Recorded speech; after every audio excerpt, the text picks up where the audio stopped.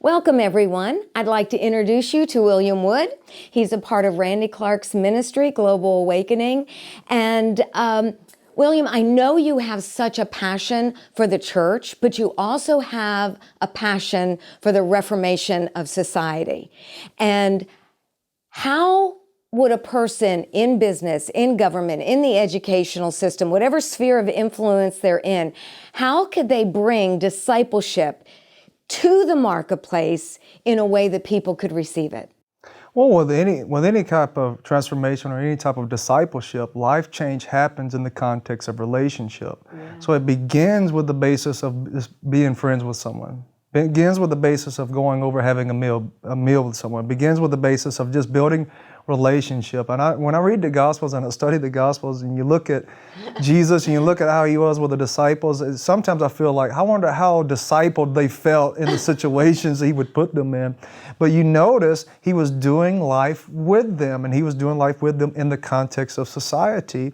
And I've worked at two particular jobs where one of the jobs, every person that worked with me eventually gave their life to the Lord, not because I was Bible beating them, not because I was preaching to them every day, but because of the values that I live by. When they would try to tell me a joke or something that's inconsistent with my value, I would just say, I'm not interested in that joke. I don't want to hear that type of conversation or talk. And then one by one, they would start coming to me.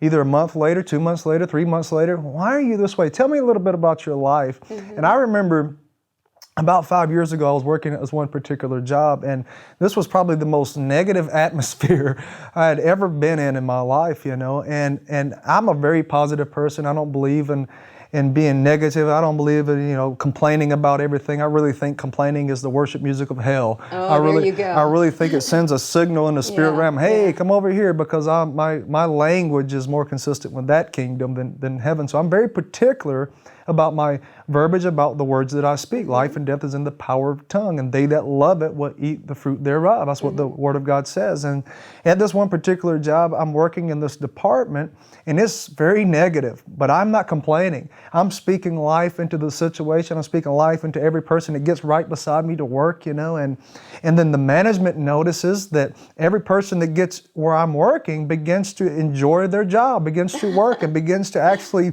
in the area that I was working in, became the most productive area in the whole business within about 6 months, because everyone stopped complaining. And one day this guy came up to me, and I hadn't mentioned Jesus and anything like that at all for 6 months. And he comes up to me, he says, William, he says, I love you and I hate you all at the same time. He says, man, you come in, you're smiling, you're joyful, you're always having a good time. He says, sometimes I just want to punch you in the mouth. He's like, then I asked myself, well, why is he so happy? Why is he so joyful? And then he started asking me questions. Well, why are you? And I was able to lead him to the Lord.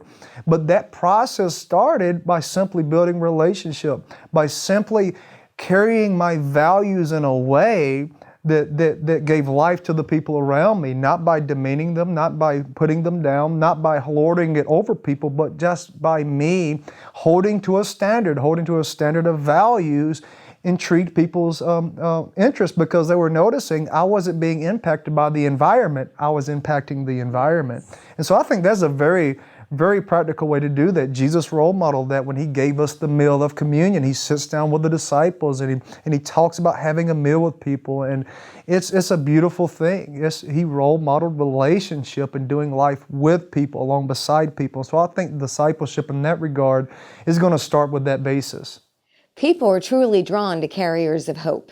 Absolutely. And when we begin to model the kingdom, people will be attracted to it, and they'll recognize they're not like the typical person. Why are they not controlled by the news? Why are they not controlled by what's going on in this environment? But my goodness, something is different about them, and I feel celebrated around them. I feel loved around them, and I see hope in them. I want that too. Thank you so much for joining us.